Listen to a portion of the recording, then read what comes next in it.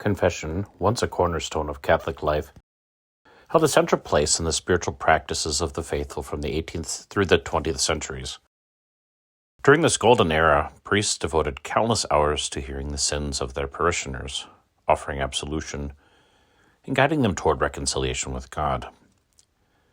The numbers alone from this period are staggering, illustrating not only the priest's dedication, but also the laity's deep commitment to this sacrament. The Jesuit priests at St. Ignatius Loyola Church on Park Avenue in New York City provide a vivid example of confession's prominence. Between July 1896 and June 1897, the 7 priests of the parish reported hearing an astonishing 78,000 confessions. Of these, 76,000 were particular confessions covering sins since the last confession, and 2,000 were general confessions encompassing the penitent's entire life. Father Patrick Healy, S.J., one of these priests, kept meticulous records of his work. His diary reveals that he personally heard 9,047 confessions in a single year, sometimes exceeding 175 in a single day.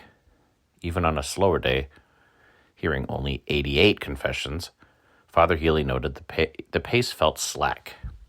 These priests, working long hours on Thursdays, Fridays, and Saturdays, exemplified the sacrament's centrality in parish life. In Boston, Father James A. Walsh, who would later co-found the Mary Knoll Missionary Order, provided a similar testament to the era's devotion to confession. As a young curate at St. Patrick's Parish in the densely packed Roxbury neighborhood, he regularly held or heard between 100 and 150 confessions each Saturday, spending 4 to 5 hours in the confessional. On a particularly busy Saturday in February 1899, just before Lent, the number was 137, noting that penitents arrived in waves, solid during the afternoon hours, and straggling around dinner, and steady again in the evening.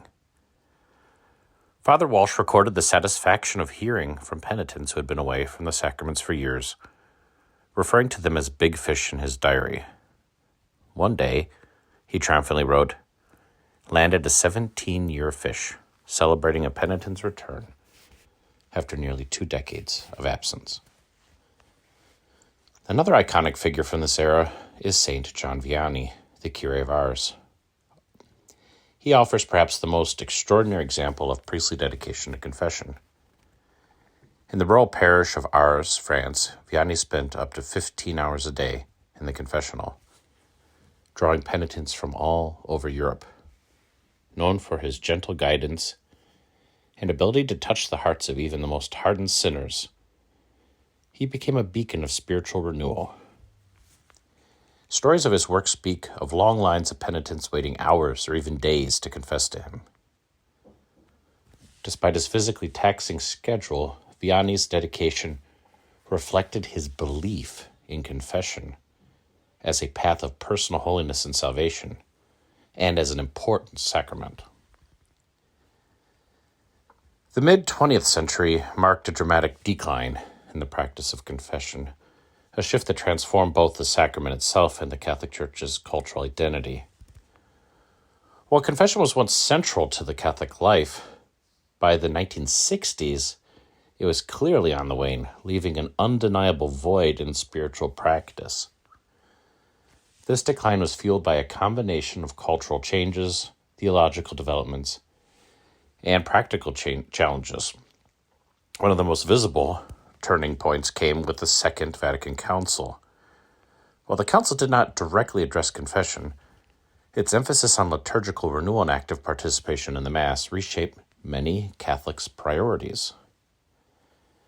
The sacrament was officially renamed reconciliation, also being called penance at some times. Innovations such as communal penances and penance services, and the option for face-to-face, which soon became the norm, sought to modernize the practice. However, these changes often alienated traditional Catholics while failing to attract new penitents. By the late 1960s, Saturday confession lines had largely disappeared, and the sacrament's role in Catholic life began to diminish. Cultural attitudes towards sin and morality also evolved, undermining the necessity of frequent confession.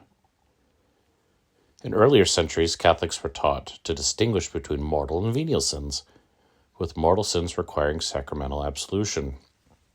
By the mid-20th century, these clear distinctions began to blur. Increasingly, sin was viewed not as a catalog of discrete actions, but as a broader negative constant, a pervasive human condition, rather than specific offenses. This shift led many to question whether their actions warranted confession at all. The expansion of what constituted mortal sin also alienated some Catholics. For example, in the 1930s, reading a book of the Index of Prohibited Books, or doing more than 2 hours of servile work on a Sunday, was considered widely a grave sin. By the 1960s, such rules seemed antiquated and disconnected from modern life and disappeared, contributed to a growing sense that confession was out of touch with contemporary moral understanding. Priests themselves are often uncertain about how to address these challenges. As one priest asked in the Homiletic and Pastoral Review, 1970, "Why do we say that some actions are wrong while others are right? Where does this idea come from?" The question itself shows that there is a very deep and widespread problem. Furthermore, the rise of psychology and psychotherapy further challenged the role of confession. In the early 20th century, Catholics often saw confession as a free, accessible alternative to counseling. By mid-century, however, many began to view therapy as more effective for addressing their personal struggles, and sin was no longer important. Confession, once described in psychological terms as a practice with therapeutic after-effects, was increasingly seen as a perfunctory ritual. Lay people noted the limitations of priest training in addressing deeper emotional or counseling-related issues, favoring psychologists who seemed better equipped to foster personal growth. Practical factors also contributed to the decline. The introduction of the Saturday Vigil Mass in the 1970s disrupted traditional confession schedules as many Catholics began attending Mass during these times previously reserved for confession. At the same time, the priest shortage in the post-Vatican II era meant fewer clergy were available to sit in confessionals for extended hours. And by the 1970s, parishes that had once offered 5 or more hours of confession on Saturdays now offered 1 or maybe none at all. The numbers illustrate the speed and scale of this transformation. In 1965, 38% of American Catholics reported going to confession at least once a month, while 18% said they never or practically never went to confession. By 1975, these figures had reversed, with only 17% going monthly, while 38% had stopped altogether. By the mid-1980s, the percentage of monthly penitents had fallen to just 6%. Even among the most active Catholics, the sacrament was losing its prominence, with many preferring to rely on personal prayer or a sense of direct communication with God. In more recent years, the bare minimum is not met by even half of regular attendees of Mass. According to a 2024 Catholic News Agency poll, just 42% of Catholics who attend Mass regularly say that they go to confession even once a year, which is a precept of the Church, meaning the bare minimum. The decline of confession in the West reflects not only a shift in religious practice, but also a broader cultural reorientation towards individualism, moral relativism, modernism, and the search for personal meaning outside traditional institutions. While confession once offered a communal encounter with divine mercy, its diminished role has left many Catholics navigating sin and reconciliation on their own, often without the sacramental support their predecessors once found indispensable. Having experienced confession in both the United States and Germany, I've seen firsthand how the practice varies between the two countries, and how these differences reflect broader trends in the sacrament's decline in the West. While confession remains available, its accountability, anonymity, and effectiveness can differ significantly depending on location, parish, and even individual priest. In the United States, the availability of confession varies widely by parish. In one count, 2 to 3 parishes of a diocese with about 100 parishes offered daily confession, that is, 30 minutes every day. This statistic is simply based on my own counting while I lived in St. Louis. I compare the total number of parishes to those offering confession without requiring an appointment, and do not consider appointments, that is, calling the secretary of the parish office and asking for an appointment, to count as daily confession. Most parishes instead schedule confession once or twice a week, typically on a weekday evening and a Saturday afternoon.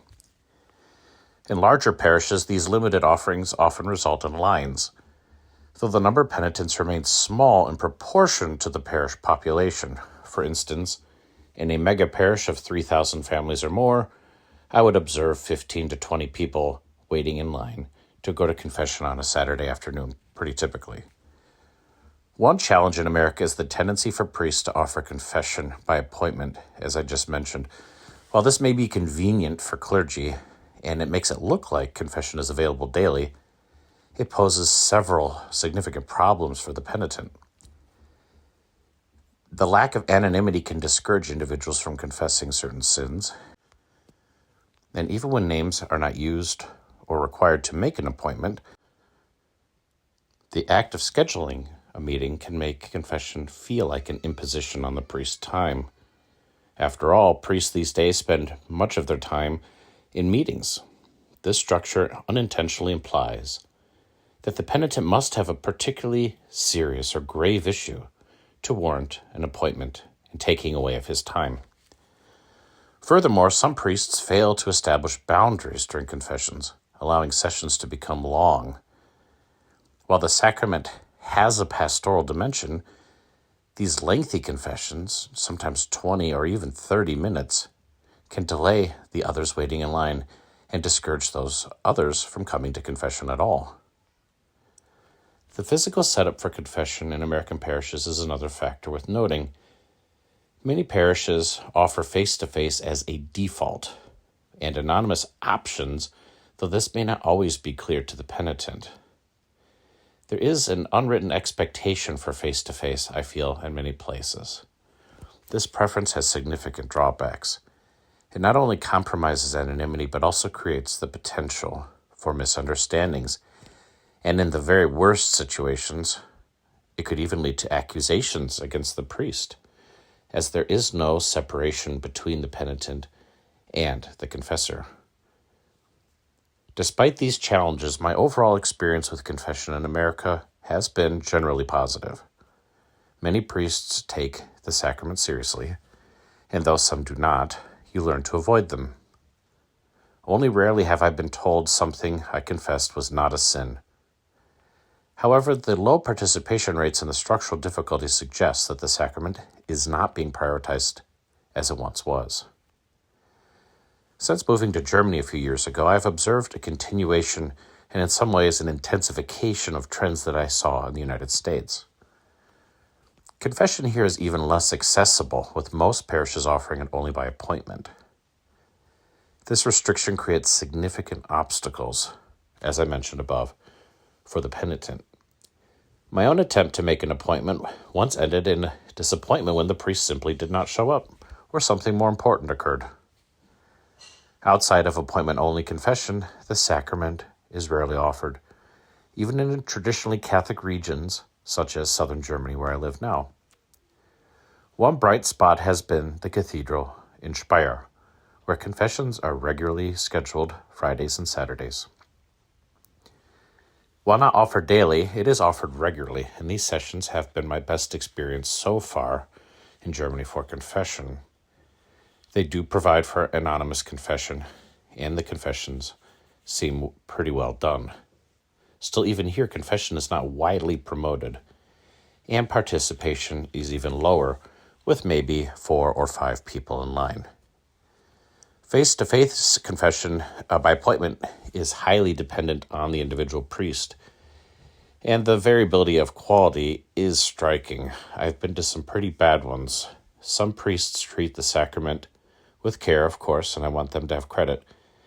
But there are many who don't see the reason for going to confession at all, and you really do feel like you're wasting the priest's time with normal things. The latter can be disheartening, as it undermines the penitential nature of the sacrament and leaves the penitent without a sense of resolution. While it also occurred in America on occasion of getting a penance that seemed impossible to ever complete, such as writing a journal or praying something for the rest of your life, this happens even more in Germany. In fact, something I have noticed in Germany that had never occurred in America is that the final act of contrition is completely omitted. You have to remember to say it in your own head. The priest does not prompt you to say an act of contrition, and it is vital to the act of reconciliation that you say sorry and that you will intend not to sin again with the help of Jesus. I don't think I've even seen it one time, even with a traditional priest. So either it's a cultural change or it's implied. I don't know, but I do think it's a good idea to say it to oneself anyway while the priest is talking. Over time, I have learned to seek out specific priests who approach confession with reverence, the way it deserves. And although this is not always easy in a region where confessions are so sporadically offered, it's worth the time in doing so. Accessing confession in Germany is notably more challenging than in America, and the historical trends are even more advanced here. The difficulty reflects the broader decline of the sacrament in the West, and therefore it, in my opinion, signals the decline of Catholicism in the hearts and minds of many people. Those who are still going to confession are doing exactly what they ought to do. But I think that the issue is that priests need to be offering confession more. It's a bit of a chicken or the egg situation. The priest says few people come to confession, so I offer less confessions. However, the sacrament should have top priority. If confession is offered more, my theory is that more people will come to confession. The differences between confession in America and Germany are striking, and they do share this common thread of the West. The diminishment of the need to go to confession, of sacraments, of offering it, making it accessible, making it consistent, not depending on the priest, offering penances that are actually completable and concrete. Sometimes I've been offered no penances whatsoever in Germany. This needs to change. If the Catholic Church is to grow once again, we must rely on the sacraments. We have them for a reason. Offer confessions. Use the time in the confessional, priests. If you offer half an hour a day, several times a week, if no one comes, use that time for your divine office readings and prayers. It's also a time of quiet with God while you wait. I do not think we will solve the problem of declining numbers in the church until confession returns to its prominence that it had just 100 or 120 years ago.